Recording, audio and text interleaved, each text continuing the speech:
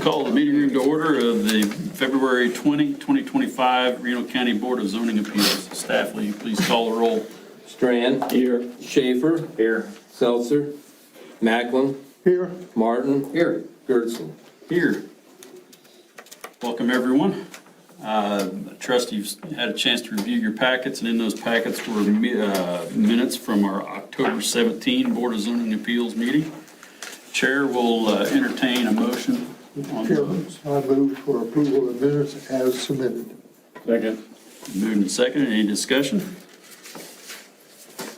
All in favor of approving the October 17 zoning appeals minutes, say aye. Aye. Opposed, same sign. Motion carries.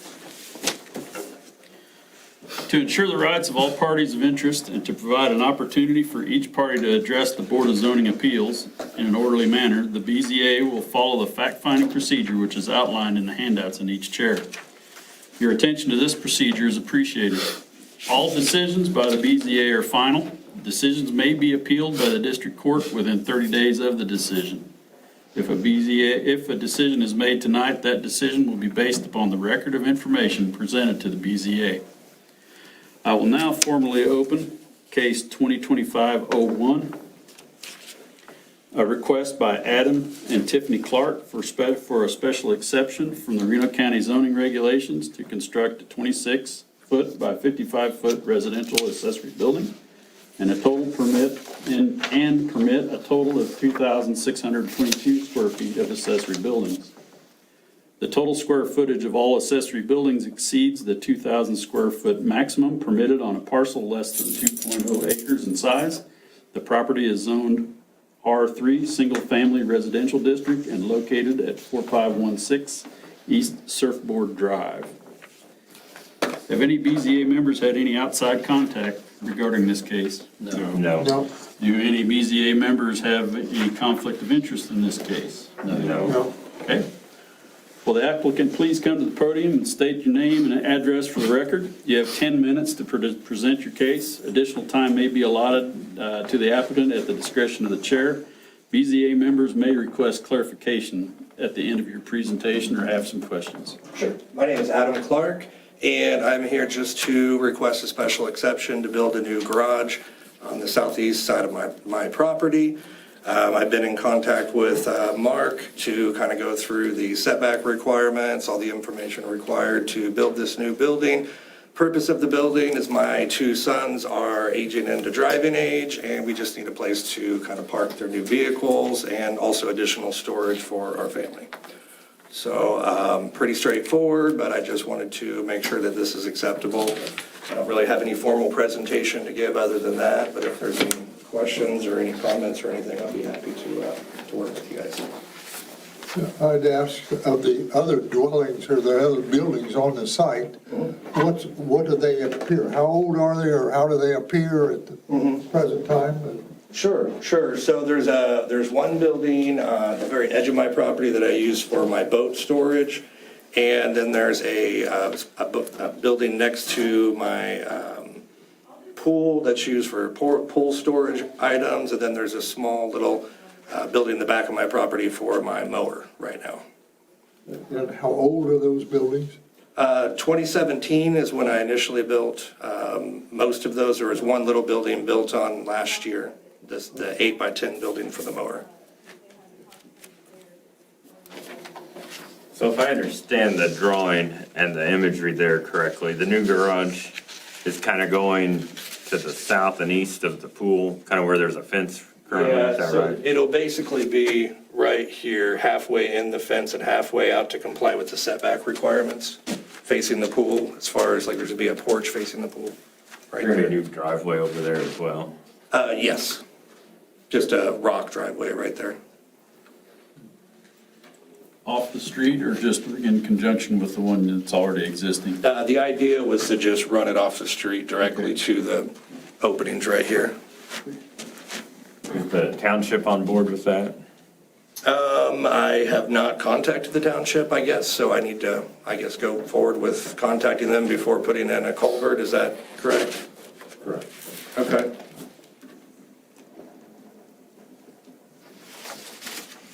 And I can always wait on the driveway until I obtain that, that's no problem.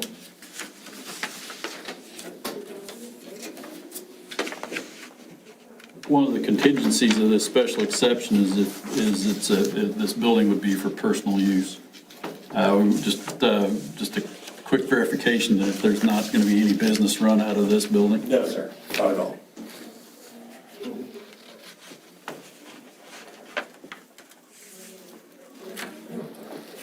Any other questions for that? Thank you. All right, thank you. Since there aren't any other further comments, we'll now hear from the staff.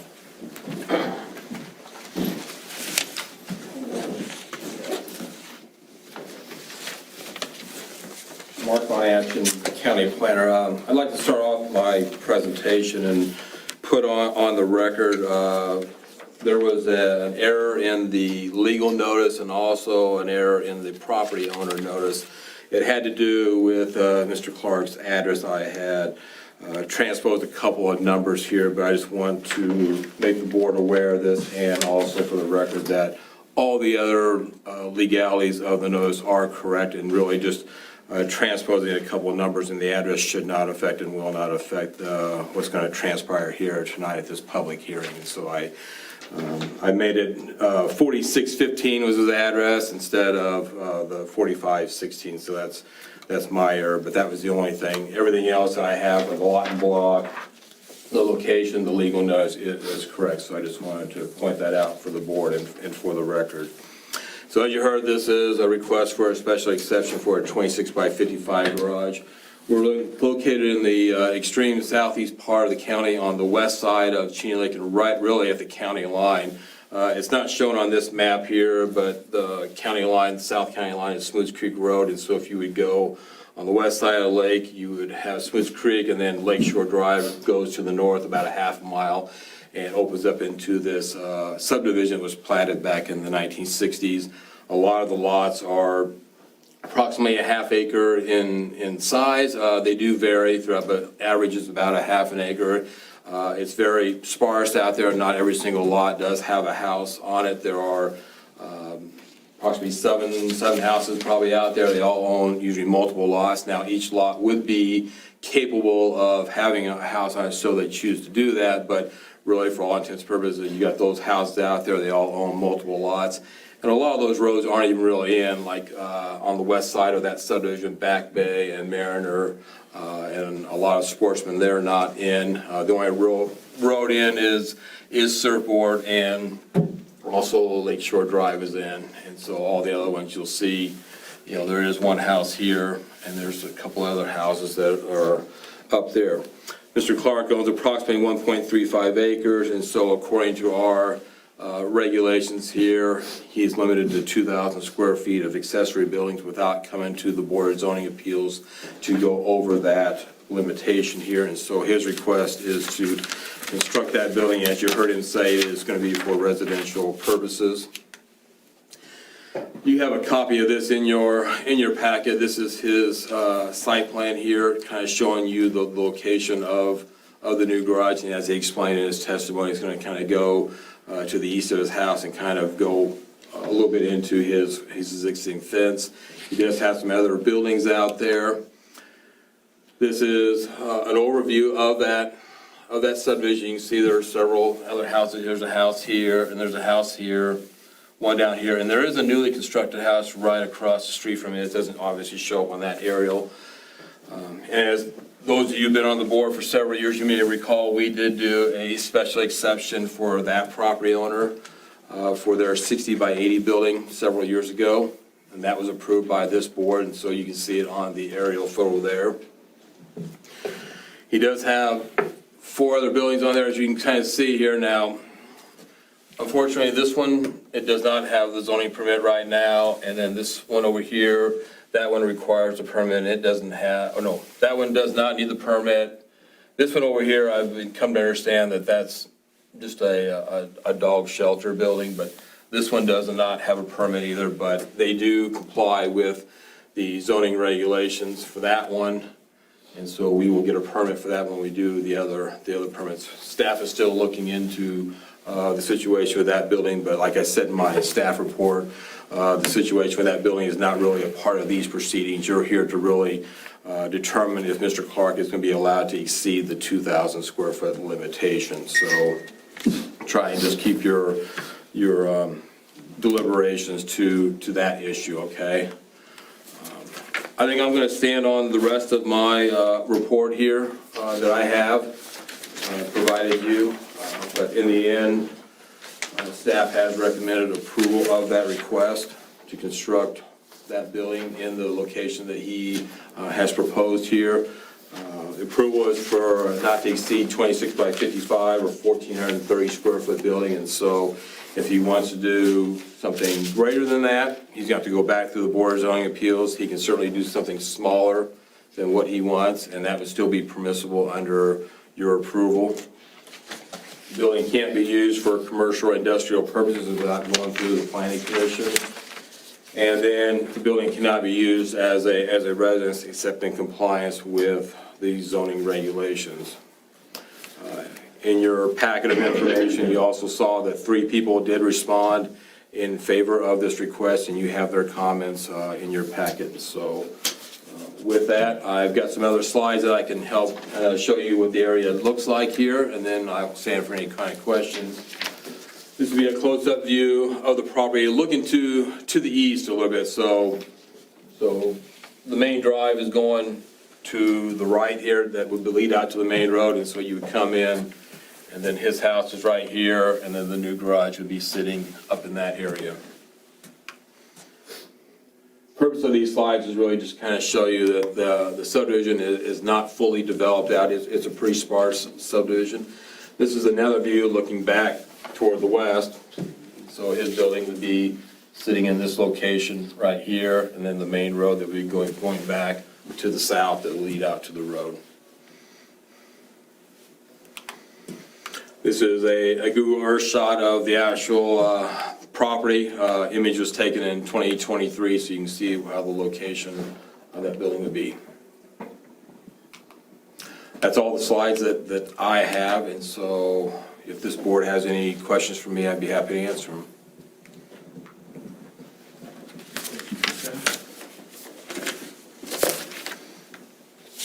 I'm compelled to make my normal comment on exceptions, and I'm sure I have some kind of anxiety disorder about exceptions, because in my former world, inconsistent exceptions could get you in a lot of hot water.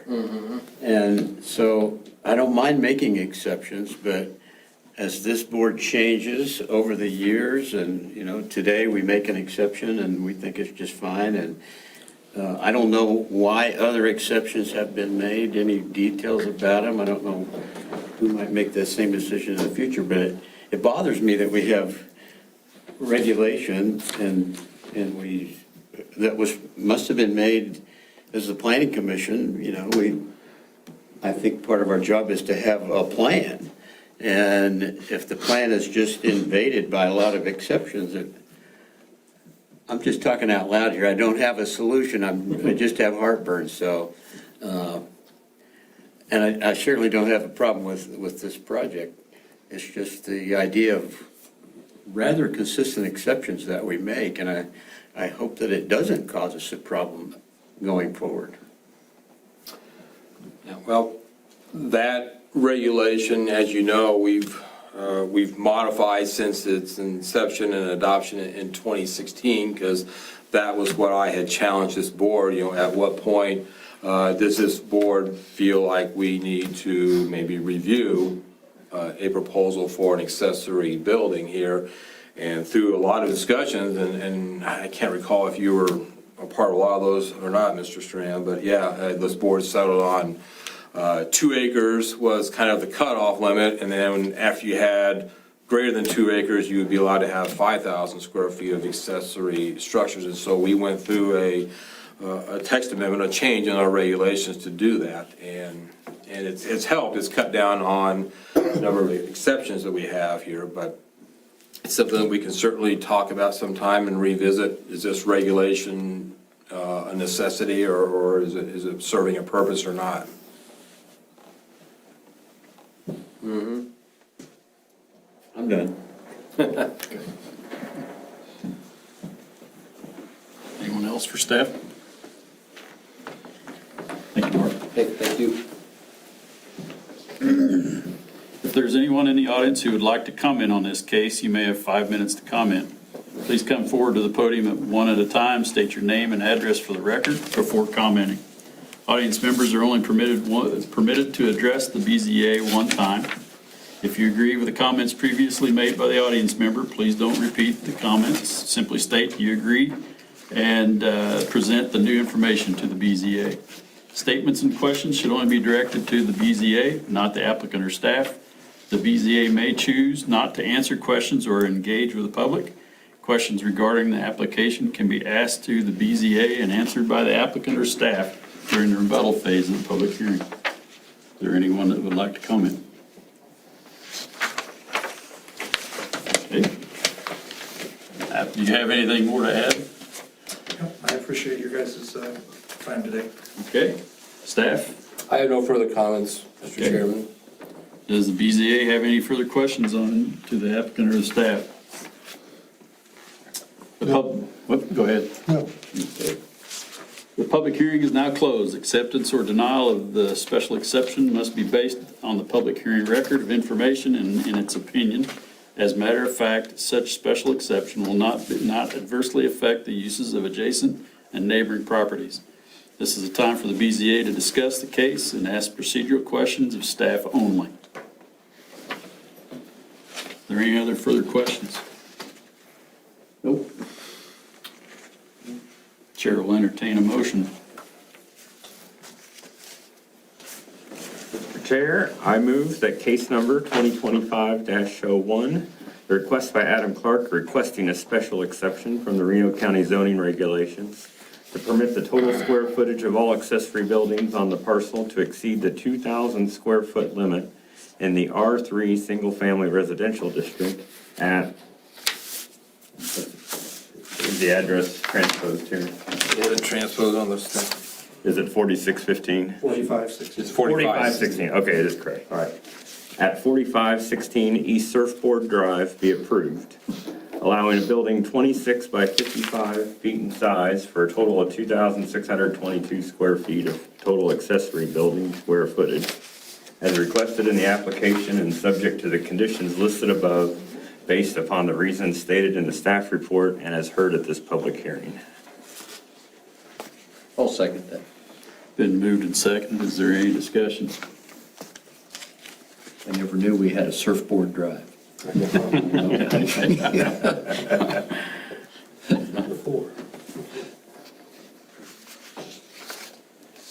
Any other discussion?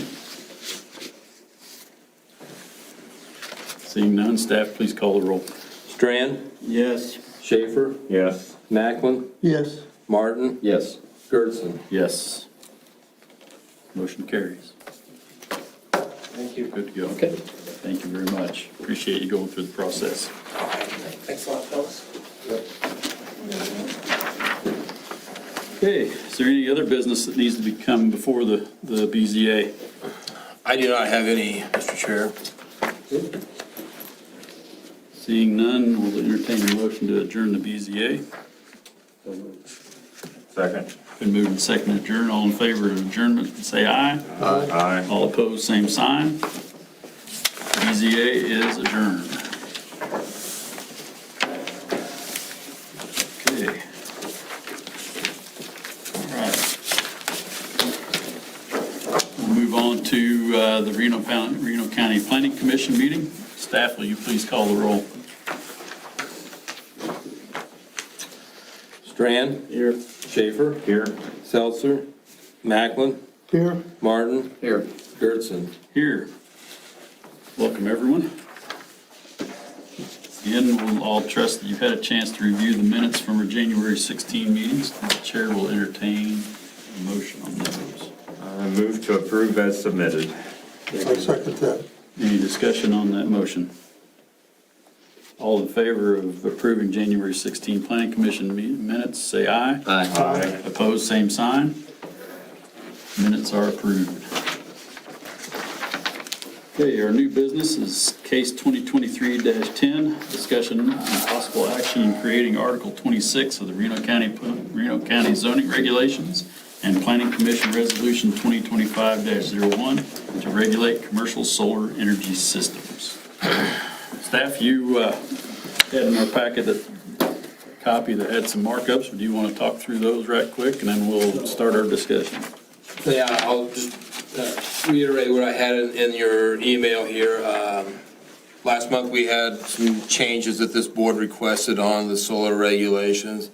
I have provided those changes to you, highlighted in yellow, and Don and I have also gone through the entire set of regulations pretty thoroughly, and we have some other suggested changes to the board on these regulations, and so those are also highlighted in yellow. So there's a lot of changes that we did not discuss last month, but it had been a few months since Mr. Britt and I had looked at this, and so those are also highlighted in yellow for you, and so, yeah, we'll go over that. We also had a change in the Planning Commission proposed resolution that this board wanted, or I think it was you guys, but that's highlighted in yellow. We'll discuss that. But we're discussing this for several months here, and so Mr. Britt and I felt like we were at a point where we're ready to maybe provide this board a clean copy of what the proposed regulations would look like without everything highlighted in yellow, without everything crossed out, so you can see what the actual regulation would potentially look like. And so that was the other set of regulations that was in your packet. There were no markups or anything. This would be what the regulations would go to the county commissioners if you choose to accept all of the changes. You certainly don't have to accept all the changes that we are proposing for you. You can certainly make additional changes if you like, if you have something else that we may have missed as well. So don't think that you have to recommend adoption of these regulations as proposed, okay? So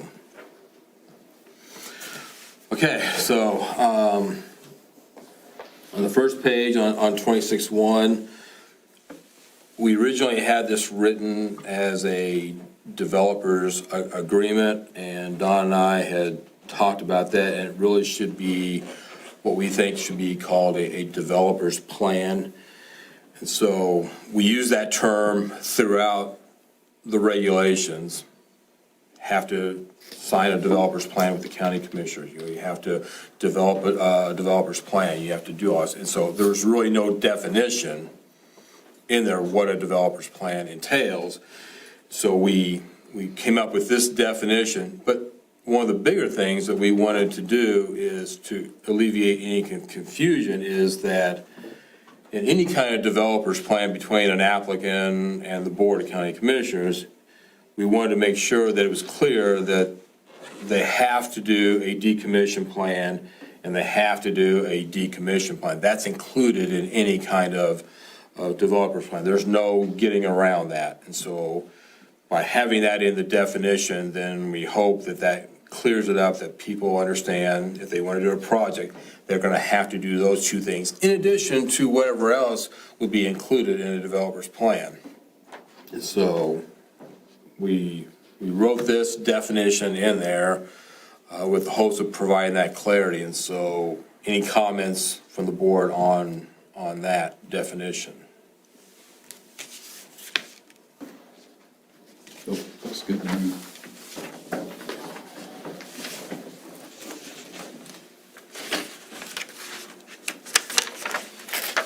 And that aligns with the resolution that we're going to, Yes. all that verbiage aligns. Yes. Yeah, you'll see in the resolution, or at least you should see, in case I missed it, you should see developer's plan carried forward in that resolution as well.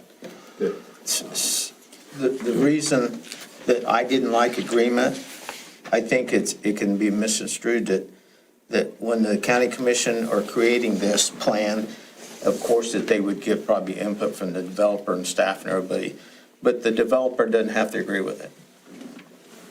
And they can not agree with it and not have a project. They don't have to agree with the plan. The county commission is creating the plan, not the developer and the county commission. That's why I wanted to do that. Understood. That way it's a one-way. Yes, It's a conversation, but it's still a one-way requirement. you hope they agree, but it's up to the Board of County Commissioners to create it, whether the developer agrees with it or not. Gotcha. I Sounds understand. very logical to me. It does, yeah.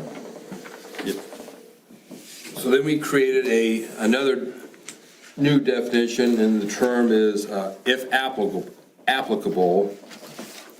That means a permit is necessary if a county, state, or federal regulation requires a permit to be issued before construction or the activity is legally permissible on a parcel of land or the road right-of-way. So this kind of carries forward in the back portion of the document when we talk about other permits that may be necessary for an approval, such as, do you need an entrance permit from the township or the county? Well, we put on there if applicable, because some townships may not require, a permit. The county does, townships may not. Floodplain permit, we have that in there. We have wastewater permit, for one of the buildings, for example. There's a whole series of permits in there. And behind every one of those, we say, if applicable. Well, what does that mean? If applicable to the county or the state or the federal government, or does it mean if the owner thinks he has to have that permit? Having this in there helps clarify that again, that if a permit is required, such as an entrance permit through the county, then that permit is required in order for you to do the project. It doesn't mean that it's a choice. It means that if a permit's required, then you have to acquire that permit from the permitting agency. So we felt it was necessary to put that in there to, again, alleviate any kind of confusion that may arise or disagreement, argument, choose whatever word you want to put in there on that between myself, between another permitting agency and the person doing the solar farm, for example. Okay? Comments, questions, make sense? Makes sense. Okay. It makes me ponder a little bit what we might need for our wind regulations, whether we need that definition added into it. That's a question for another day. Yeah.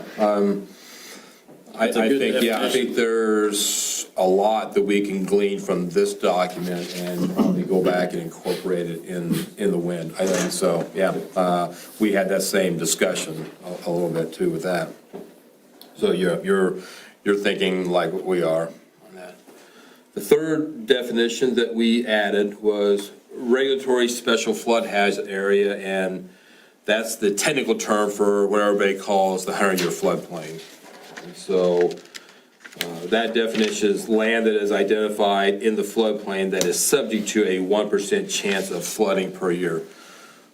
Again, this is the technical term for 100-year floodplain. That's not correct term to maybe use, a little bit confusing on that end, because it's not a chance that you're going to flood once every 100 years. It's a 1% chance per year that can flood. But again, we have parts of the regulation that talk about, floodplain. We just say floodplain. Well, what do you mean? Because you have the 1% chance, which is the regulatory floodplain. You also have the 0.2% chance, and that is the 500-year floodplain that people call that. That is not regulatory. That is advisory. And then you have Zone X properties, which are outside of the 500-year floodplain. So if you think of it this way, every property is in some type of floodplain designation. It just depends on, is it a regulatory or is it an advisory? And we just say, hey, you need to get a permit if you're in the floodplain. Well, do you have to get a permit if you're in the 500-year floodplain? No. Do you have to get a floodplain permit if you're outside of the 500-year floodplain? No, to that as well. Well, there's a little bit of a conflict in there. What do you mean? Do I need one or do I not need one? The regulation says I need one. So we're hoping that when we say regulatory special flood hazard area, that will clarify that for the applicant and for staff as well. So that term is consistent with state and federal type? Federal. Yeah. So that way everybody's talking the same language. Trying to make it as crystal clear as we possibly can, as black and white as we possibly can. Okay? On page 26.3, under general public hearing procedures, you'll see that on number 3, letter D, that I've added and Article 26.111. So if you refer to Article 26.111, that's going to be talking about the need for the developer's plan, but also the need for the decommissioning and the indemnification plan. If we didn't have that included in there, again, people may think that I don't need to do that decommissioning plan. So we're trying to incorporate that throughout the whole entire document, that no matter what you do, you're going to have to provide the county a decommission plan and an indemnification plan, amongst what other topics may be included in a developer's plan. So, because that, the way I think I sense from this board, we wanted to make sure that, yes, regardless, you have to do a decommission plan. You can't get away from that one subject regardless. So That was, at least some of us had that heartburn. yes. I'm still struggling a little with the practicality of, as it's written out in item D, the county commission, well, first of all, the planning commission approves the conditional use permit, and the county commission approves the conditional use permit. And then you get into this development plan. I guess if I were the developer, that unknown development plan out there, which there's some kind of heavy-hitting items in that resolution that may cause me to think, what, if I'd have known that? I'm just struggling how this is going to play out. It does seem like it puts the county commission in the driver's seat, because if I'm a developer and I've already gone through this conditional use permit process, and now you're asking me to come back to the table and negotiate on some other items, and especially some items that I'm glad it's in there from the county's perspective, but from a developer's perspective, any other subject matter relative to a specific request, that's pretty wide open. Yeah, it's wide open. So my struggle is the two parties. I like the position it puts the county in. I don't like the position that a developer may sense that they're in. And I mean, if we want to do business, I think we should be transparent and say, if you want to do this project, here's how to do it. Not, here's how to do it, and then there's some other possibilities. That's what it feels like to me, especially as it's written out in this item D. Just it scripts out the flow of the transaction. You want to comment? I can go.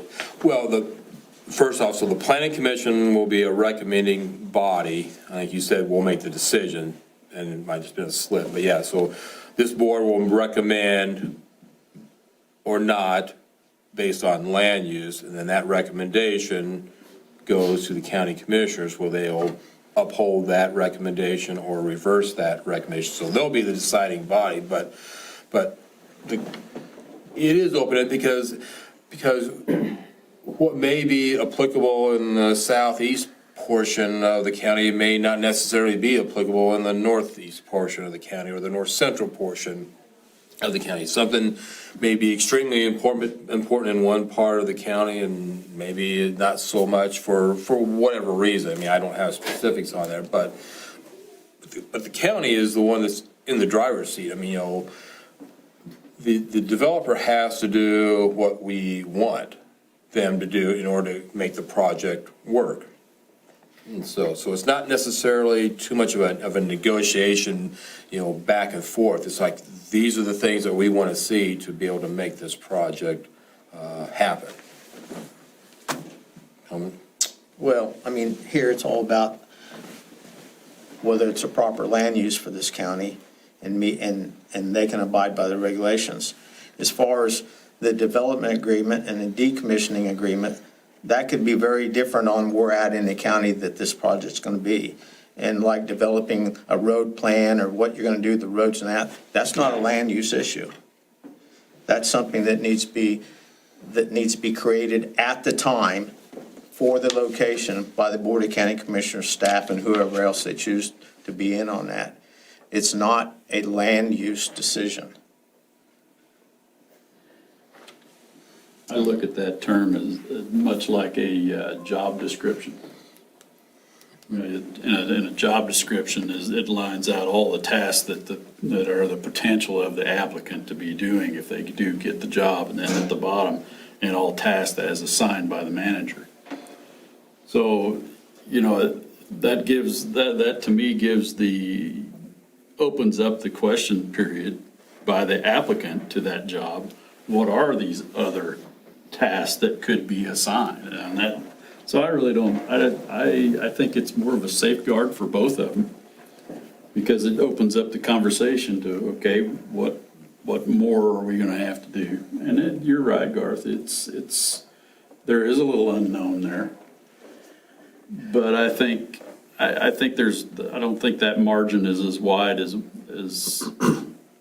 I don't think I think we've covered I'm not gonna give a percentage, but I'm gonna say that we've covered the gross amount of it, and that margin for that, and others as discussed, or that, you know, other tasks as required, aren't gonna be that many. Another thing, Garth, is this resolution that with all the suggestions that was going to be in the developer agreement and is going to be known to the developer as soon as they go for this project. So they're going to see a big part of what very well they're going to be up against. Yeah. That may be part of what I'm not taking into account, because, as a developer, I'm gonna look at this resolution, and I'm gonna wanna talk to somebody. Well, you know, Mark, be the likely character. What's the potential? What does this mean? What has the county commission done before? I'm gonna have a lot of questions trying to figure out, do I even want to put out the effort to go through the conditional use permit process to get to this document or not? So I don't know the negotiation process. I mean, I know that you can't predict the vote at a county commission meeting. That's all really gray to me. So, yeah, you have to be assured that as long as I'm in this position, the developer is gonna have that document way in advance of even making application for a conditional use permit. I mean, a lot of these projects that come before this board, I've had discussions with people a year in advance of it even coming forward. So they're gonna get this document and they're gonna look through the list of suggestion topics, and if they don't feel like they can meet that, then they're probably not gonna do a project. It's not like maybe what you're thinking is all of a sudden they're just gonna apply for a conditional use permit and start going through that public hearing process, and in 45 days, we're gonna have a public hearing, and I just hand them this document 45 days, before we have a public hearing, and they don't have a chance to, comprehend it, study it. They're gonna have that document probably when I first get notice of a potential project. And so they'll be able to sit down and look and say, this looks pretty tough, I don't know if we can do a project. And then they would meet with staff at that point. Development plans or development agreements, I mean, this isn't like some unknown that a developer's never seen before, right? It's not like other counties and other states don't go through this process, right? Exactly. It's not, there are unknowns, but it's not completely unknown. Yeah, there may be variations here and there, but yeah, every wind and solar developer is well aware of, they're gonna have to do Some sort of something. process like this. Just because of the as well. enormity of what they're looking at doing, yeah. You're right, Alan.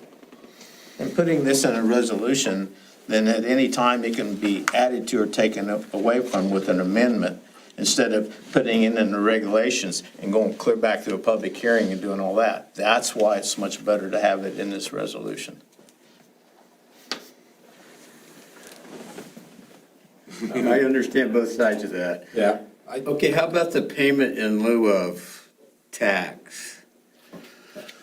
That's something That seems like a big issue. well, that's something where we put the term if applicable. I mean, Well, that's none of our business That's none of- as that- land use yeah. regulators, right? I'm not a, that's why the county But to commission makes get their. to the, how do I know about that before I decide I even want to go through your conditional use permit process? If you're gonna surprise me with a payment in lieu of that's way bigger than I ever thought it might be, I've just wasted a lot of time and a lot of money going through the step one. So if I come to you and say, well, what does the county, what is the payment in lieu of tax? I wouldn't be able to answer that because that's not part of my world in the planning world, and so they would be talking with administration or individually with, probably with administration to see what that would potentially look like.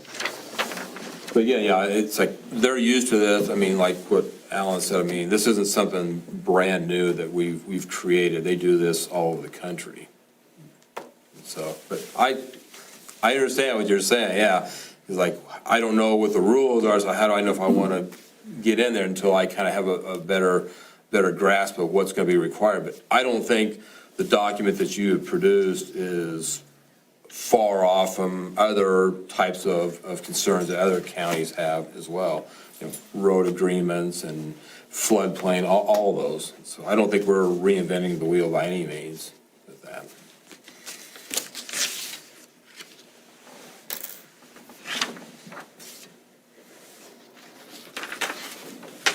You okay? I'm okay enough, I guess. Okay. Understand. Understand. It's that question mark, whether will that, maybe your concern is that question mark big enough to prohibit an applicant?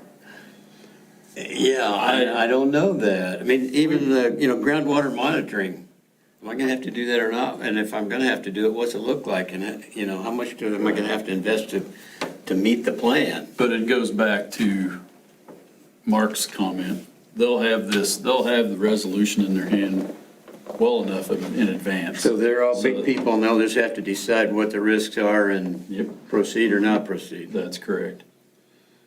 That's correct. That's how I view it. I guess my fear is that I don't want to scare off good business. I think we've done a pretty good due diligence here that gives them the guidelines that they need to say, yep, we can either do business there or no, they can make the decision. Yeah, and I agree with that comment too. But I also understand your concern, Garth. Well, it's also too that, you gotta remember that development plan is gonna be after it's been granted approval by the Board of County Commissioners, and you can't use the developer's plan to effectively eliminate or kill, for lack of a better term, a project. Okay, so you can't say, okay, well, we'll approve it as a land use, but if we can't come to an agreement on that, then the project is done for at that point. So, you gotta be able to be reasonable with your agreements, so. Okay? Maybe? I mean, I understand where you're coming from, definitely, yeah. I mean, Now, here's another element to this. Since we're talking about land use, which I get that's our task. But when I think of land use, a particular project, I have a picture of how that land will be used in the neighborhood or area that it's in. And a developer's agreement can potentially substantially change that, how that land is actually used versus, I can say, okay, it's a solar facility is an acceptable land use, good. Well, depending on how the development plan turns out, it may be a loosey-goosey solar facility, or it may be, nice and tight, exactly what I had in mind. Well, they still have to follow the regulations that you're creating. They still have, all these regulations have to follow. I know, but the development plan, and especially with that catch-all, which I understand needs to be in there, says, and anything else. Well, But they can't, To you- they can't vary, they can't vary from the regulations. So this plan is the only thing they can work within as far as whether or not they want to make the applicant buy 15 tons of gravel for each mile of road that they're driving on. That's the special request that we're talking about, not this special request doesn't have anything to do with fence height, boundaries, I get what that. happens with all, and so this to me is just what it is in the resolution is only has to do with the development, decommission, and the of the project. Well, as far as the land use, like 26106 requires the submittal of plans with maps and identifications of where the principal parts of the project are all going. So it's not like it's going to be, we know how the land is going to be used if we approve it because they're required to tell us prior to a public hearing. And, things like roads or payments in lieu of taxes, none of that stuff is land use related. So I don't see where there would be a scenario where the project would change so much during the development plan process that the land use wouldn't be what we had in mind.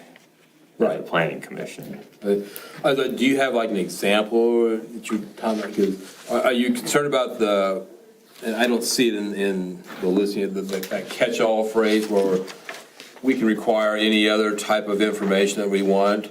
Because that's in the regulation, and that would be used mainly by this board to evaluate a project. If there's some additional information that you want to have to help you evaluate a project, whether it's contour lines, for example, for whatever reason, you want to see 1 foot contour lines on the parcel, you could request that under any other topic that we find necessary to evaluate the project. And then if you request it, then they have to go back and modify the plans, but that's under the planning commission review, so the project hasn't been approved yet. Once the project is recommended approval and the public hearing is closed, that locks in the project for the board of county commissioners to review. Except for the development plan. But yeah, then the development plan, yeah. Afterwards. Then that comes after the project has been approved and the concept of that. You'll see later in there where we talk like the panels can be relocated on the lease area. But other than that, you're gonna pretty much have all the plans available to you, and they're gonna be locked into those regulations, still meeting those regulations.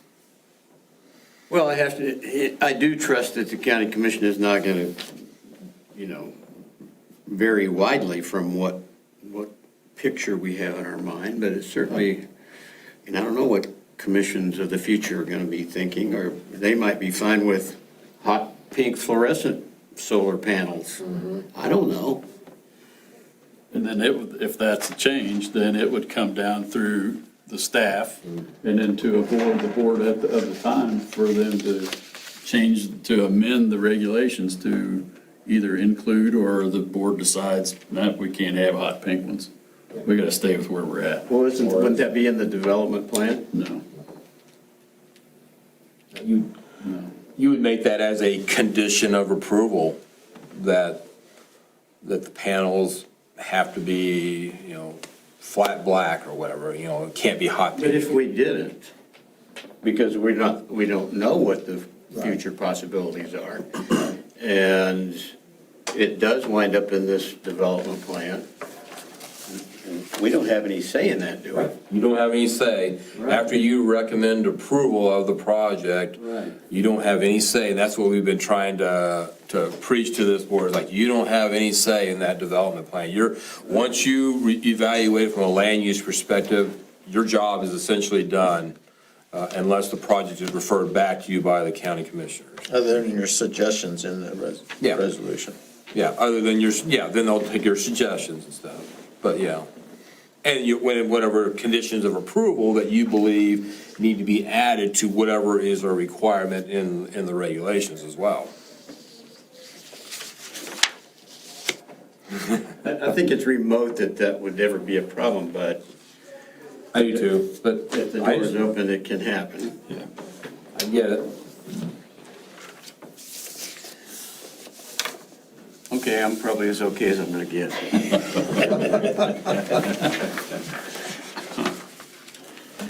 Next page on 26-4, letter E. The letter E actually should not be struck through. We're still keeping that regarding the maximum height.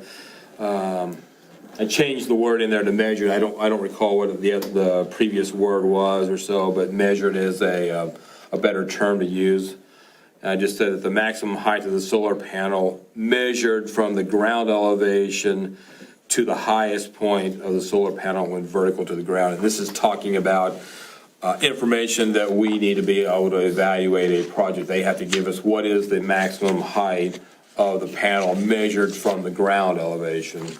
And we're going to strike out the top of the solar panel. So this kind of mirrors, I think, some of the wording that's in the height section. And so there was a little bit of a discrepancy there. Makes sense.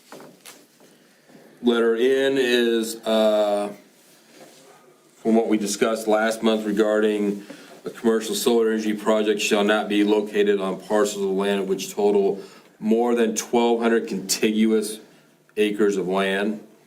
Now, we at the staff level here, we added to what was discussed by this board last month, and we added that the public road right-of-way acreage is excluded from the acreage calculation. However, the road right-of-way is not a barrier of the 1,200 contiguous acres. Good clarification. Clear on what that's saying? Does contiguous need to be defined, or is Webster? I think you just refer to Webster's in that sense, yes. And then in letter O, based on this board's recommendation, again, no commercial solar energy project shall be located nearer than 3 miles to another commercial solar energy facility. So a project is something that is proposed that has not received conditional use approval. A facility is one that has received conditional use permit approval, so it has to be at least 3 mile separation. And that was based off your recommendation. That also covers if they have multiple 1,200 acre projects. That also covers that, this verbiage. So if we have, so if you talked about project and facility being, one being like a past tense, already approved, and the project is going through the process. But if we have 2 projects running concurrently, does this statement also cover those 2 projects? Yes, it would, yes. Yeah. But could we adjust that 1,200 acres up in an application for a conditional use permit? No. No. Okay, no, that's our ceiling. That's it. That's the same, no. No, you would not be allowed to modify that through a conditional use permit process, because there's a statement in there that says, yeah, that whatever these regulations are, that's the controlling entity right there. Under 26-107, the documents, plans, studies, and reports, this is talking about studies that maybe the planning commission wants, maybe the county commissioners want. We added at the end of that, because it said payment for the information cost shall be, I think we had the word negotiated between the county and the applicant. Well, That's not, that was a misnomer there, you know, it's like payment for the information shall be determined by county staff, so they're going to pay for that. It's not gonna be a negotiated term where we're gonna pay 60%, they're gonna pay 40%, vice versa. It's, we're gonna tell them what it's gonna cost and they're gonna pay it. We wanted to, so that was something that was missed when we were reviewing it, so we caught that and clarified that.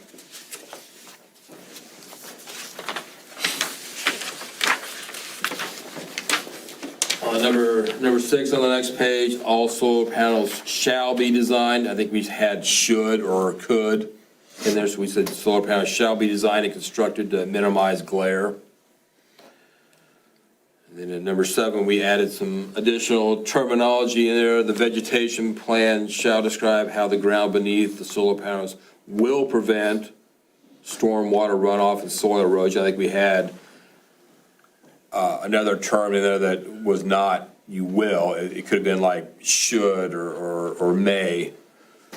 And then the use of grass suitable for livestock grazing on cultivated land is an acceptable ground cover if stated in the lease agreement between the property owner and the applicant. So this could be a situation where maybe that person that owns that land doesn't want grass there. So we don't want to force something on a property, or if they don't want grass, we say, hey, you can use grass if that property owner wants to.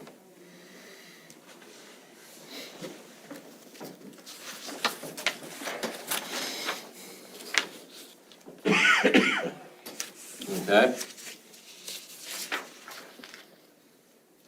What we were trying to do in this document too was, you know, balance the property owner rights. You know, we don't want to force a property owner to do something if he doesn't want that grass, but yet we also have to have, you know, some regulatory control over the actual solar project. Down on 26-108, in that sense, I just changed the word to. I think I had a different word in there. It makes more sense to have specific issues related to the project that include but are not limited to the following. And then under number 1, I changed the word to site plan. I think it said development plan. It's actually a site plan that we need to have there. And then I think I said project. I think so. Instead of saying the word project, the application shall address the following subject matters.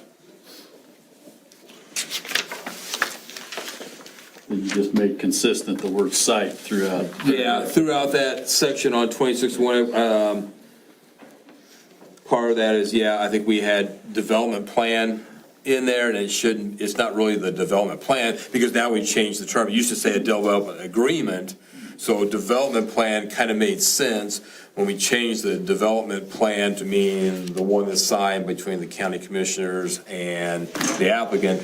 That kind of changed some of the wording in the regulations. I can't use the word development plan anymore, which is similar to what a site plan is. I mean, they're two, you know, similar terms. So I had to change it back to site plan to make that distinction between a site plan and the developer's plan that is in the definitions. Under the setback requirements, I kind of left that in there because I figured the board might kind of question why are we striking that whole paragraph. Essentially, letter F said that the solar panels on the lease area could be relocated within 100 feet of the approved site plan. So you can't move them anywhere on the property. You still would be allowed to move them within the lease area, but it was restricting it to only within 100 feet. Well, that was a carryover from what we said with wind. Remember, we could let you relocate a wind turbine if it was within 100 feet of its original placement. But the bigger issue was it conflicted with what we had on the previous page here, where we talk about being able to relocate the panels. So what we want is we want a conceptual drawing of, are the panels going to be oriented north-south, east-west, diagonal, what are they going to look like? Well, this says here, if this was left in, that they can only be relocated if they were within 100 feet of the original site. So we changed that to say you can relocate them any which way you want, so long as they're still within, obviously, the lease area. So our proposal to this board is to strike that 100-foot and just go with what's on 26108-1A.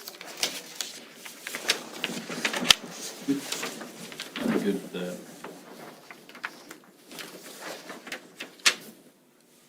So 1A says, Because if they come up with, during this whole process, we all understand that this is not just a 2-day process. If they decide on Monday that facing them north and south, straight north and south is good in this corner of this project, that's the best place. But on Tuesday, they find out, well, hey, that's probably not the best placement for this. We want to go on the other end.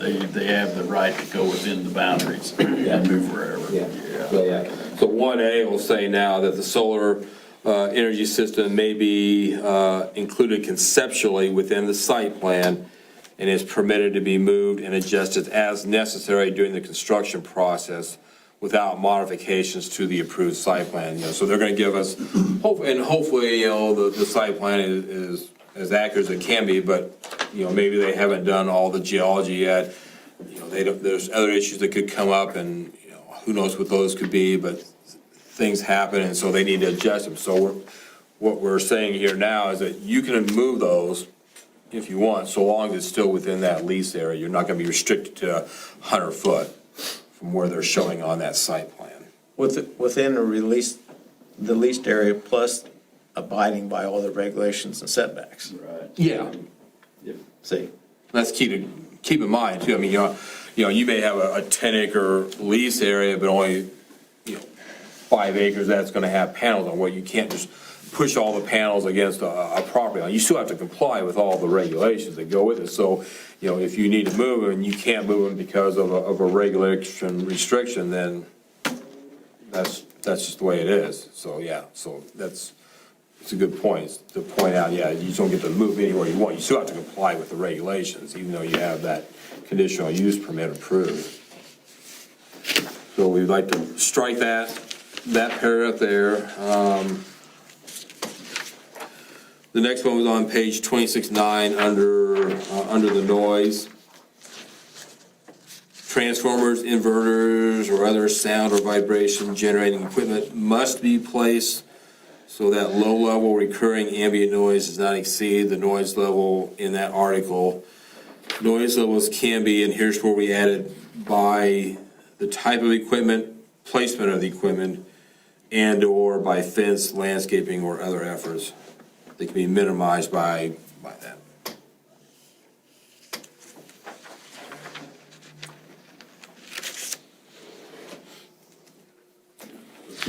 Okay. On number 10, the operation requirements of solar energy system facility, I believe I had project. The facility and its associated components shall not be operated so as to cause microwave, TV, radio, telecommunication, or navigation interference. So there again, the assumption is when you use the word facility that this project has been recommended for approval, the commissioners have done their thing. Yep. It's going to pass. Being constructed now, it's after the fact right now, so if there's an issue that's brought to my attention, then it's gonna have to be addressed to mitigate that interference issue. Again, that's just a carryover, calling it a facility and just saying components. So I feel like components kind of encompasses everything that is entailed with that project. I have a question in that paragraph, the word mitigate.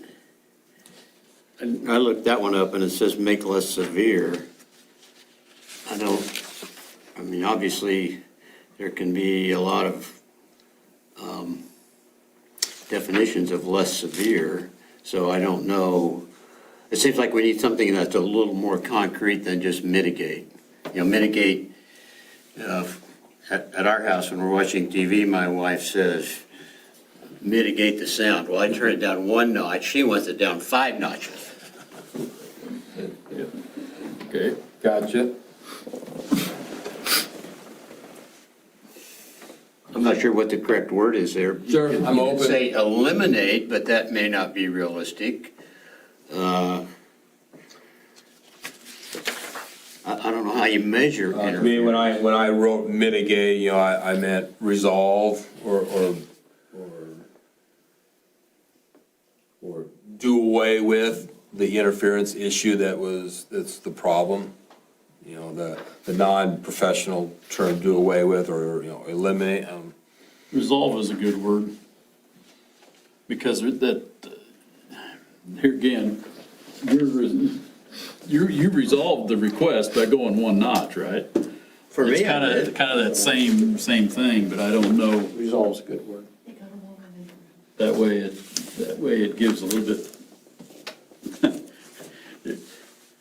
If you're told to resolve an issue, you're gonna probably go more than one notch down on the volume. If you're told to mitigate it, you're just gonna go the least possible. Well, that what make made, sense? yeah, what made me think about this is on the Bueller Haven Road, there's some transmission towers there.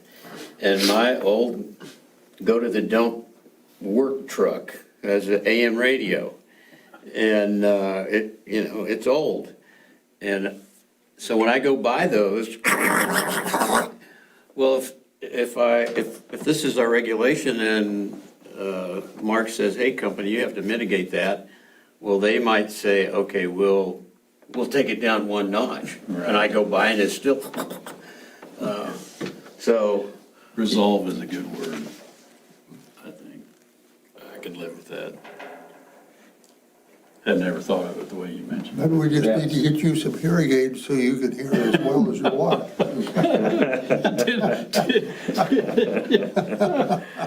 Had a tinfoil hat for the AM radio. So did you get that changed? So does resolve mean eliminate? That depends on what somebody thinks resolve is. That can be, that's up for interpretation also. So do you want to put eliminate? I mean, resolve's not very concrete, so I don't know what you're after. It's not much better than Yeah, mitigate. mitigate. I mean, if you say it can be resolved to the agreement of both parties or all parties, you could get to that, but, Is this a common problem with solar farms? I don't, yeah, I mean, that's the underlying question is, I don't know. Just trying to cover all potential issues that could arise. I've heard nothing that it is a problem at all. But I know we heard in the public comments that there was concern about that.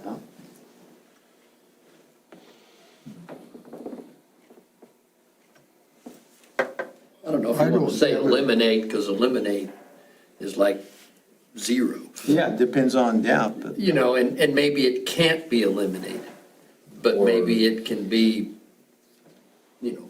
mitigated. Mitigated Turn down to the 50% satisfaction or of turn down both 80%, but it can't be turned down 100%. I like the word mitigate because that forces you to go talk about it. Yeah. Yeah.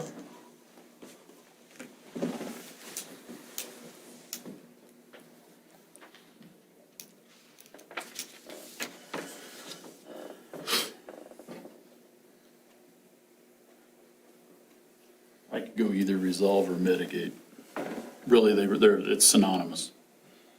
I think They're both meaning the same thing. if we had an attorney here, he'd have a different definition of mitigate than what we have.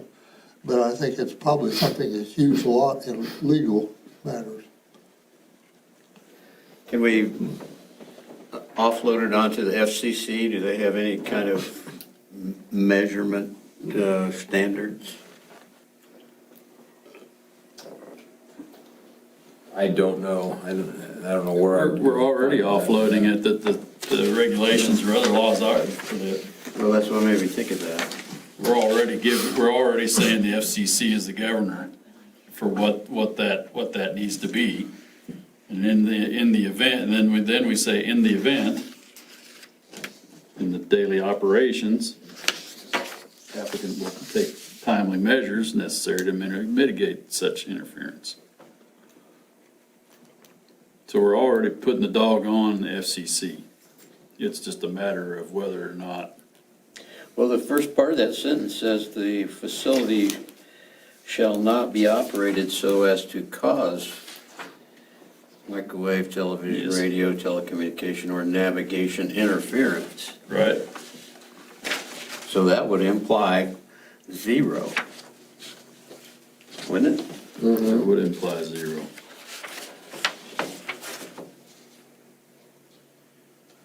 Unless some guy's got an old radio. Always those.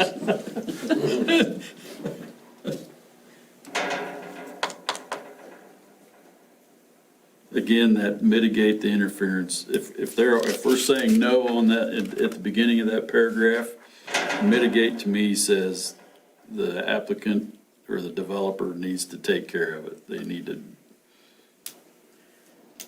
that's the action word. They need to get on it.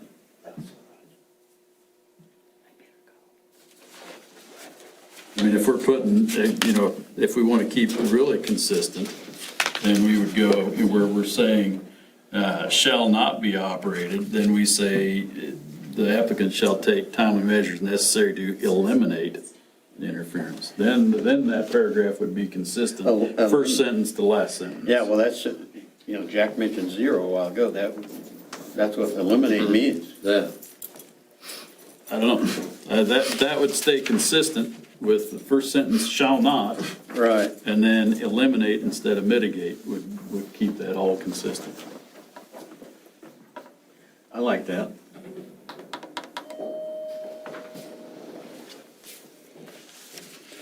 That makes sense? Mark, Yes. Don? Yep. That way there's no question. It's crystal clear. Crystal. So is Mark gonna be the regulator then? If a facility goes in and somebody complains that they can't get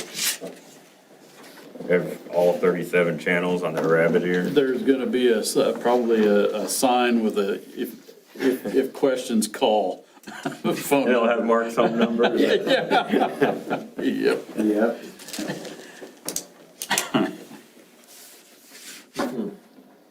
Okay. Do that. Did we change something? Yep, we changed mitigate to eliminate, Okay, to be consistent with that first sentence in that paragraph. okay.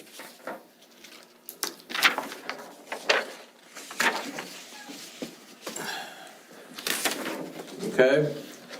Then under number 12, the special flood hazard area, again, we talked about that previously under the definition. Here's where that comes into play, where we're going to change or add the word regulatory in front of the special flood hazard area.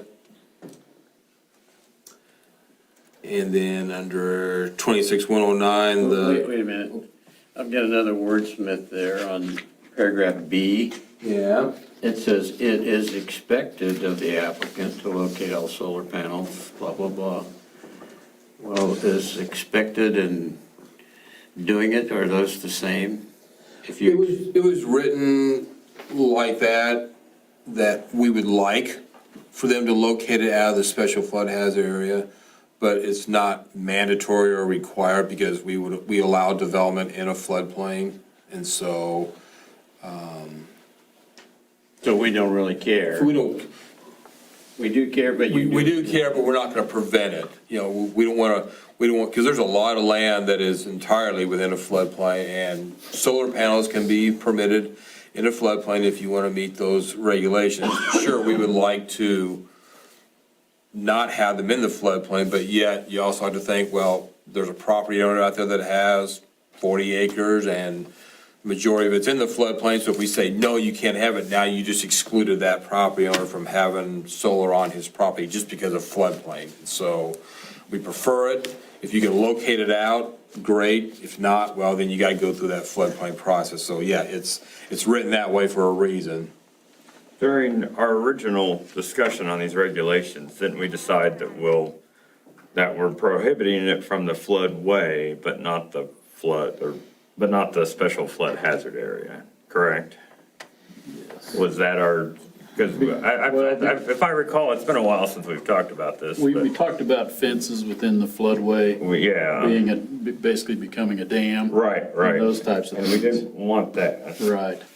And so I think we prohibited it from the floodway completely. But the floodplain. But the floodplain, I think we were wanting to leave open, at least the possibility.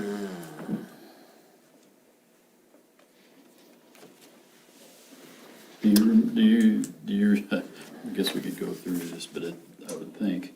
I know we had discussions on that, Alan. but I Well, don't- here, it's in paragraph C. Yeah, 'cause in paragraph C. Any part of the solar energy system, including buildings, is prohibited from being located within a Okay. regulatory Okay, floodway. good. So we're good. I just Okay. got down to B when I was reading. I thought we did, but I didn't know if we. Oh, yeah, there it is, okay. Okay. Because I was thinking that we didn't want it in the floodway, and we preferred to keep it out of the Yes. floodplain, but, Yes. okay. There, so, yeah, I've read these so many times, it just kind of blends together, everything, so, yeah, I thought we did, but I wasn't sure, yeah. Talked so- about that earlier. Thank you, Russ. Yes. 26-109 then, that talks about, now we're getting into the developer's plan, and it's like, the developer's plan shall define the term commencing construction, and then also include a date. So, that came from last month when we had a long discussion on what does commencing construction mean.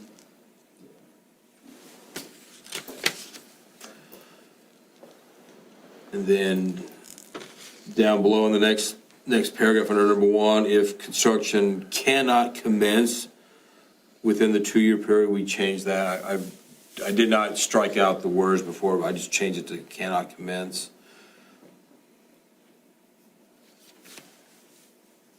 I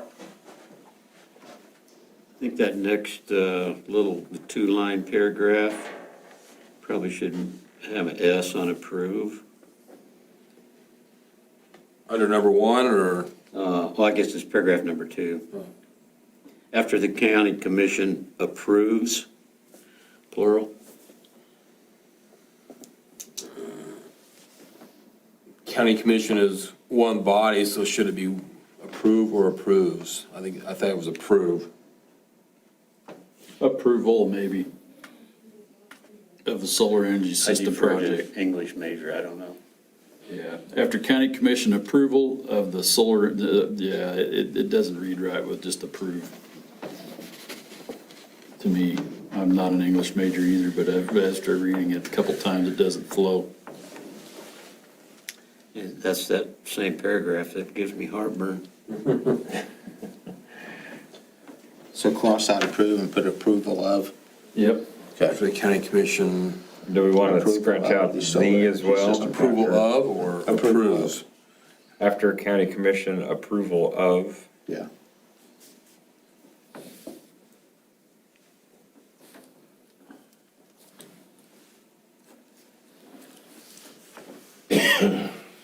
Okay. 26-110, under the plans and requirements,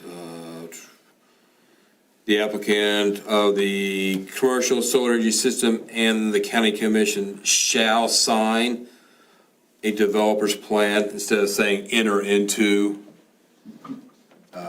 That kind of stemmed back from enter into a developer's agreement. When we change it to plan, now the sentence doesn't make sense, so now we say shall sign a developer's plan.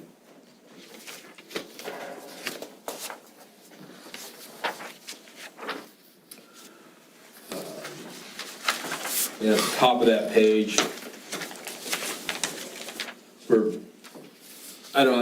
I think the last sentence we struck, the sentence we struck was, this list can be supplemented or removed by mutual agreement of both parties and shall not be considered exclusive of all such matters. And I think that's when we switched concepts a little bit and we went to the signed resolution here. And so that sentence got left in, and it's not something that can be removed by mutual agreement. It's like, this is the county's resolution here on the topics that we want included in a developer's plan, and it's not a mutual agreement by any means. It's like, this is what it is, and you either, yes, you're gonna do it, or no, you're not. And so we just struck that whole sentence out. Again, on 26-111 here, we're talking about the decommission and indemnification plans from last month, kind of reiterating what we had in the first part of the document. This article essentially says that the applicant shall sign a decommission plan, and then the applicant shall also sign an indemnification plan. I see I got like a paragraph issue. I need to move number 2 back over so I can do that. If you notice, they're not lined up right. Here.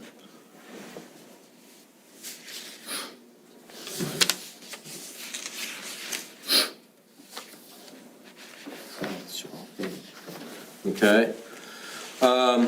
In 26-112, requirements for the zoning permit, again, changing it to developer's plan. And then here's what we talked about with that definition of if applicable. All these other permits are gonna be required if it's applicable to that person in that project. Oversized, overweight permits, I mean, you don't need an oversized and overweight permit for every single thing. So if we didn't have if applicable in there, then it's like, oh, well, I have to apply for an oversized overweight permit. Well, if nothing's oversized or overweight, you don't need an oversized overweight permit. And so, No sense wasting the applicant's time. if it's not- yeah.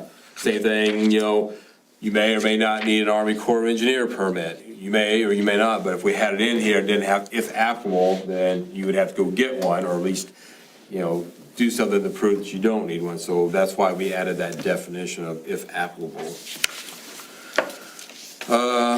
Again, on the top of page 2613, changing that to say site plan instead of developer's plan.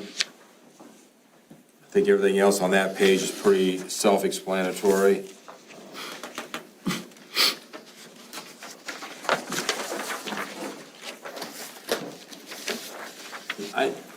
Don and I talked a lot about the transfer of ownership. The transferring owner shall, it's like when the project sells to another company, the transferring owner shall also continue to be liable for all such plans, agreements, unless the new owner provides evidence to Reno County of his financial ability to complete all such agreements. I don't know what we were trying to say there. I don't know what I was trying to say there. I'll take, the hit on that. I don't know where that came from, and I don't understand that. And so we couldn't figure out what we were trying to say, or I was trying to say, I guess. And so we just eliminated that section in there. So it just says, the transferring owner shall continue to be liable for all such plans, period. That's the developer's plan, that's the decommissioning, that's all the other plans that are in place, that's the site plan, all that.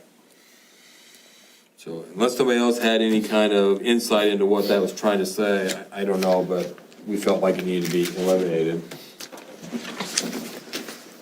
So that's all the changes that we had in the document. It looks like I have 2 minor corrections to make on the document based off of what I'm hearing from the board. You wanna discuss, or you wanna look at the resolution right quick, the one change we had on that? Let's look at the resolution right quick. Okay. So we had looked at that, on the resolution, I did not hear last month of any changes other than trying to define the term commencing construction. And again, we're talking about the developer's plan, so we don't really have any say in that. And so Don and I came up with the suggestion to the county commissioners that to assist in enforcing Article 26-1091, which is talking about how you define the term commencing construction. The term commencing construction may be defined as the applicant or the contractors altering any of the leased land, such as parking of equipment or construction of any kind. Because as you recall, it's like we said, well, when are you commencing construction? Well, what does that mean? Does that mean building one road or putting in 25 solar panels? Well, I've commenced construction. The purpose of this is, if we give an approval, and we have a defined developer's plan, we want you to build the project, okay? We don't want it to carry out for, 10 years. You're gonna build it or you're not, and so how do you define the term commencing construction? Like I said, well, I put one road in out there, and I've got 2 poles in the ground, so I've commenced construction, so therefore, I don't have to abide by that 2-year deadline plus the 1-year potential extension. So that term needs to be defined. So it's our suggestion to the commissioners and to this board that it's just, hey, you've got bulldozers out there, you started construction, period.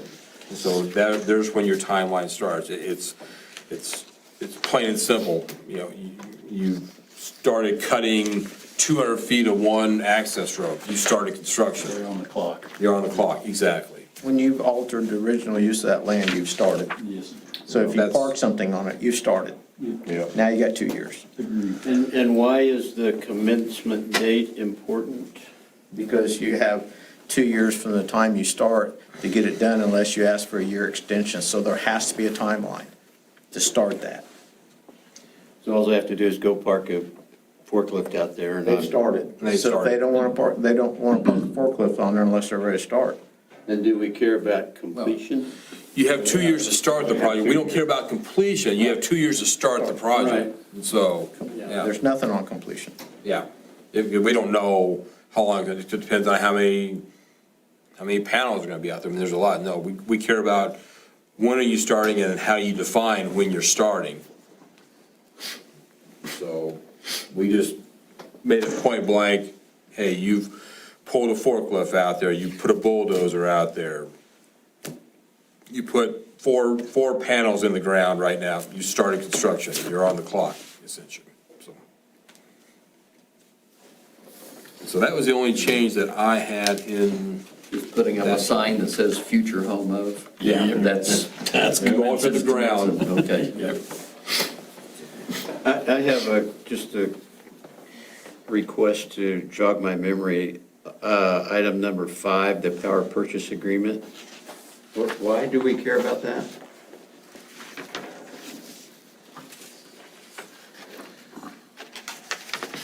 I think that's the commitment that they're there for the long term. And that's why it's in the development plan and not in the regulations. Again, it's a suggestion. I think, we just want to know that, okay, you do have an agreement for the power that you're going to generate from this project. You know, just to Again, go and tear up the ground for nothing and they don't produce anything. That's what that's. Do we have that for any other production type? when The wind we do. yes. we do, But this is not in the regulations. yeah. This is just in the This is a resolution. suggestion in the resolution. The Board of County Commissioners to use that or not use it. So they may not care. Yeah. They may not care. They may Want to not. build this and never sell a Kilowatt kilowatt of hour. electricity? We don't care.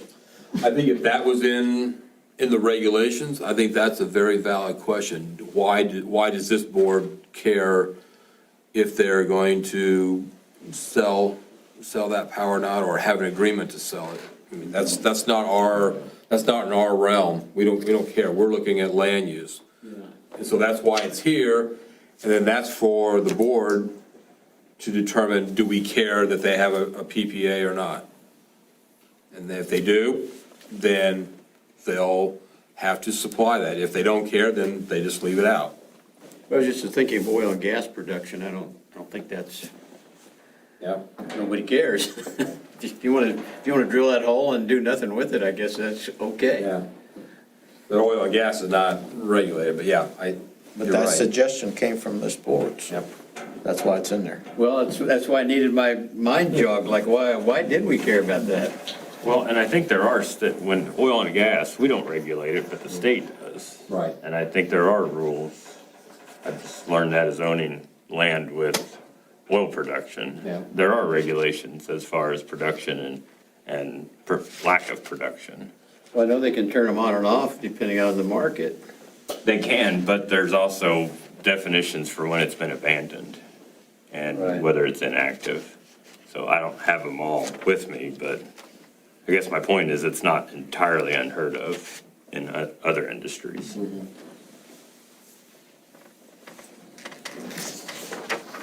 Mr. Chairman, I guess I'd like to comment that we've struggled all the way through this thing, and our staff here has done a great job of advising, counseling, and sometimes trying to corral us to get us. Many times to corral us. I guess I came here today thinking that we might be able to pass this thing on to the commissions very soon.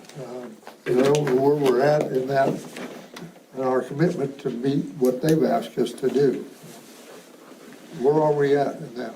I think that would be the opinion of this board, whether we're ready to entertain a motion to accept the regulations as amended, like the suggestions that we made tonight, and that could also lay true with the resolution, that we could approve both with the suggested amendments, and then we could move forward, Subject to these two changes. subject to the changes, yes. And with that preference, I'm ready to move for this body approving this and authorizing, passing it on to the county commissioners. Okay, that's your official motion, Yes. okay? Does that include the regulations and the resolution? Yes. Let's, do we We're gonna want do to, separate? let's do those separately. Okay. You can do them separate. I would prefer that. And what are the changes that we've, It was like the verbiage of the approval of Mitigate. and mitigate and eliminate, and the There was a couple of typographical couple changes. typographicals, and accepting all the, basically the highlighted changes. So,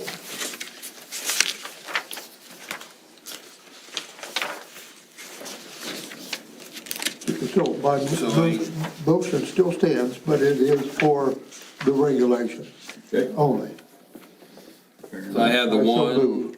yeah, to eliminate, change the word mitigate to eliminate. Then on the next page, on page 2611, after the county commission approval of, Yes.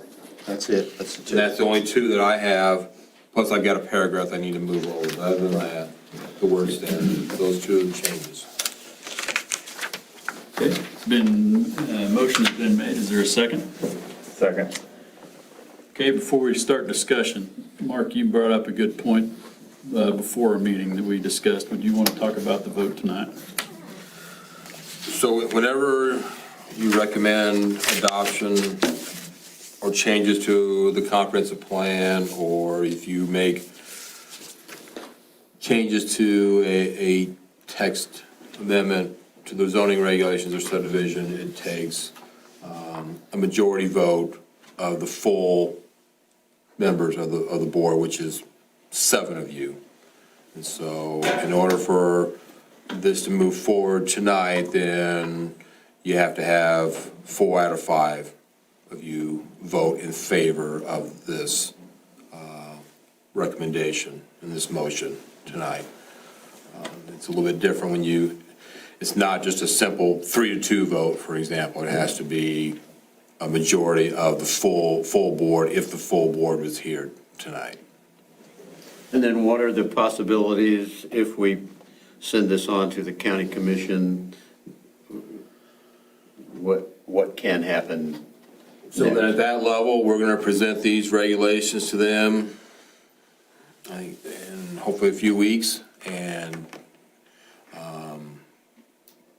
we're still kind of determining how we're gonna do all that, and what date, is to be determined. But essentially, what can happen, we're gonna review this, we're gonna go in great depth or not great depth, we're gonna present this to them, and what they can do is they can refer this back again to the board if they want your opinion on certain changes to these regulations, or they can make the changes themselves and recommend approval or approve of those regulations subject to those changes. And so, yeah, so if they feel it's something that's big enough that they want your opinion on, they can refer them back. If they think it's something minor, then they can make that change, tell me what that is, and go ahead and adopt those regulations subject to that change, and then we're done at that point. I will tell you that it's going to be recommended that the Board of County Commissioners and staff have a study session prior to their vote, prior to it going to the county commission, so that they totally understand it and have questions. Okay? And that's most appropriate, I think. I mean, we've only worked on it for Year and a half, 2 years, 3 a years. long time. So then, that's really the option. If they feel like it's a minor enough change, they can make that change, and we'll incorporate it in the officially approved set of regulations. If it's major enough, they can send it back. A study session also, we have 2 members, so they need to be brought up to snuff on this. Okay, thank you, Mark. Okay, it's been moved and seconded. Is there any other further discussion on approving Article 26, solar energy system regulations?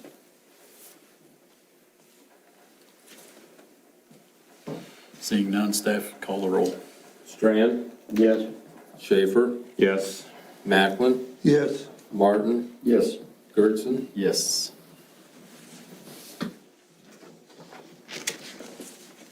Okay, if I could do cartwheels, I'd do cartwheels if you'll stick around and watch me. and I repeat what I tried to say as a compliment to staff. They have done a great job of advising us and corralling us and Keeping us between the lines. keeping us on track. They highly commend them for that. Thank you.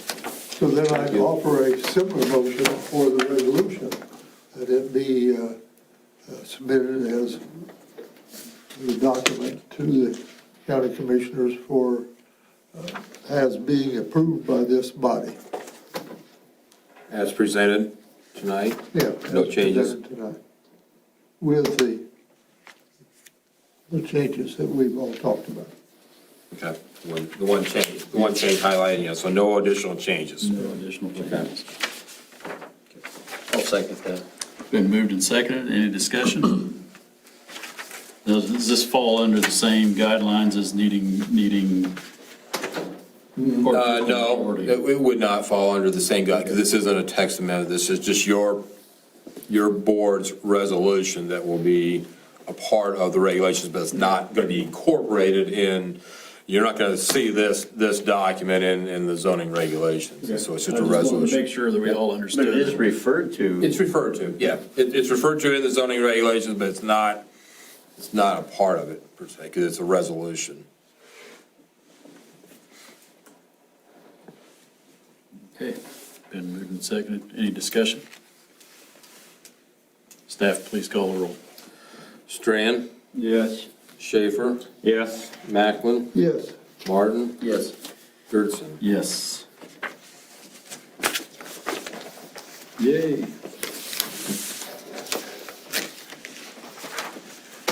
We get the rest of the year off. Oh, but what party we have planned now? Since we have a year and a half of work to catch up on. Yes, we do. The rest of the month.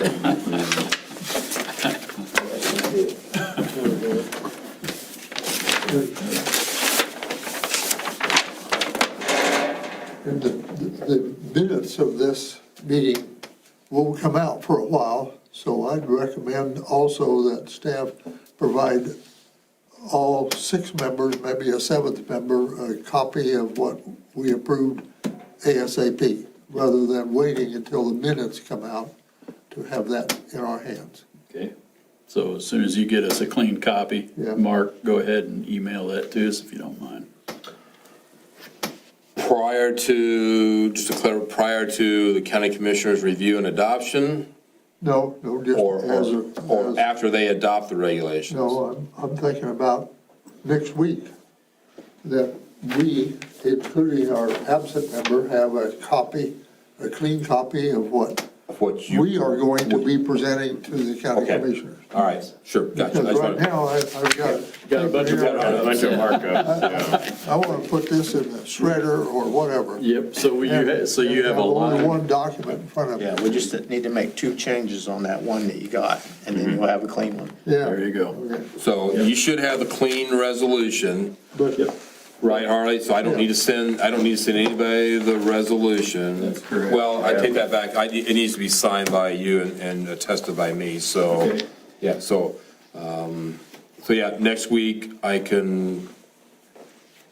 get that in the mail. Email us the clean copies, and that way we've got them for review. Email or paper copy. I was gonna mail it. Email. I'd rather have a paper copy. I I figured- want Then to make it throw these consistent- away, make it to be able to go consistent for find all. something. I'm good, let's make it one way, and that way you don't have to worry about, Keep the resolution. Well, no, the resolution has to be signed. Oh, okay, So, it's yeah. all accurate, it's just not It's signed. accurate, but it just needs to be signed, so, yep, I'll do that. I'll get that, it won't be that hard, I can accomplish that task pretty easily, I think. so. awesome. Okay, any other business to be brought before the board? I have one thing that I would just remind the board, in conjunction with these regulations, you gotta recall that we also have the consideration of the prohibition of commercial in the watershed that we remember that. That case was originally a prohibition in the whole zoned area, it was referred back. This board recommended denial of that, it was referred back to consider prohibition in the watershed. That will also be going to the county commissioners probably right after the adoption of these regulations for their final consideration of that case, to see if they want to prohibit it in the watershed.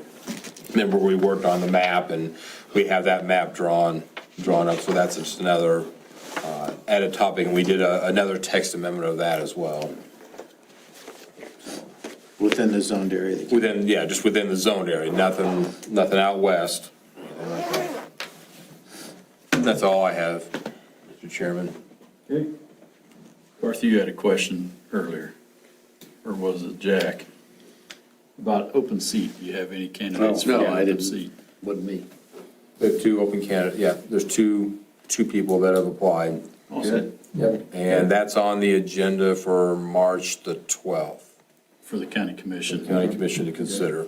Yep. Good, so our March meeting, we'll have a new member. March member, we should have a new member, we would hope. Good. Yep. Good deal. Good deal. That should be filled by then. Any other business? I move we adjourn. Motion has been made, is there a second? I'll second. Been moved and seconded to adjourn, all in favor of adjournment, say aye. All right. Aye. Opposed, same sign.